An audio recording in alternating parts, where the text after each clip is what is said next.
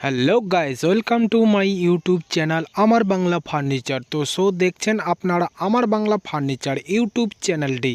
তো বন্ধুরা, আজকে তোমাদের সামনে কিন্তু নিয়ে এসেছি একটি হাফ বক্স কিন্তু মডেলের খাট। এটি মূলত হচ্ছে আকাশমণি কাঠের মধ্যে হালকা পাতলার মধ্যে কিন্তু এই সমস্ত ডিজাইন আমরা করে থাকি।